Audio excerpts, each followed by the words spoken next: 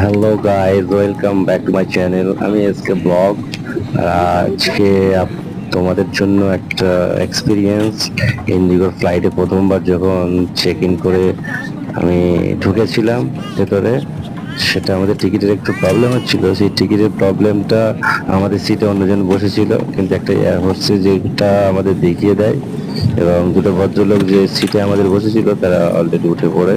তারপরে পুরো ভিডিওটা তোমরা দেখো, খুব সুন্দর লাগবে। আর যদি চ্যানেলে নতুন হও তাহলে আমাদের চ্যানেলটাকে অবশ্যই সাবস্ক্রাইব করবে, ভালো লাগলে লাইক করবে, এবং আমার এক্সপিরিয়েন্সটা তোমাদের জানালাম। ভিডিওটা পুরো দেখো।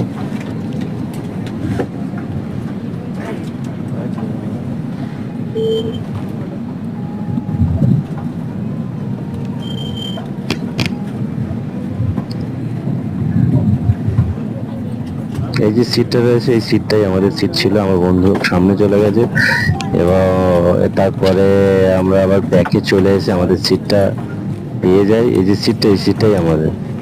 আমার সামনের দিকে চলে যাওয়ার পরে আমাদের প্রবলেম হয়ে যায়, এবং এয়ার হোস্টেস যারা ছিল তারা আমাদের দেখিয়ে দেয়। তারপরে আমরা ওই সিটটাই বসি, ভদ্রলোক দুটো অলরেডি উঠে যায়।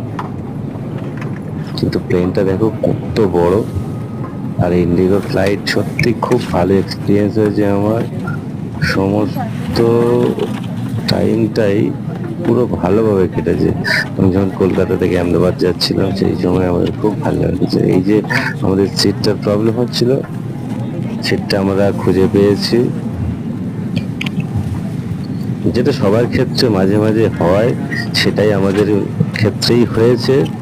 এবং ফার্স্ট টাইম যারা এরকম যাবে অবশ্যই সিটের নাম্বারটা দেখে, এবং যদি কোনো প্রবলেম হয় এয়ার হোস্টেস আছে যারা, তাদের জিজ্ঞাসা করলে অবশ্যই ওনারা সাহায্য করার জন্যই থাকেন। অবশ্যই সাহায্য করবে তোমাদের। তোমরাও এরকম এক্সপিরিয়েন্স যদি থাকে অবশ্যই কমেন্টে আমাকে বলবে। আমার চ্যানেলটা অবশ্যই সাবস্ক্রাইব করো বন্ধুরা। এই যে দাদাটা দেখছেন, এটাই আমাদের সিট ছিল। ওনারা হয়তো বুঝতে পারেনি ওদের সিট নাম্বারটা বুঝতে পেরে অলরেডি হাসছে। তার ছেলে আর বাবা ছিল ওটা। ওনারা অলরেডি উঠে গেল, আমাদের সিটটা দিয়ে দিল। Thank you. ওনারা বুঝতে পারেনি, সেই জন্য উঠে গেছে।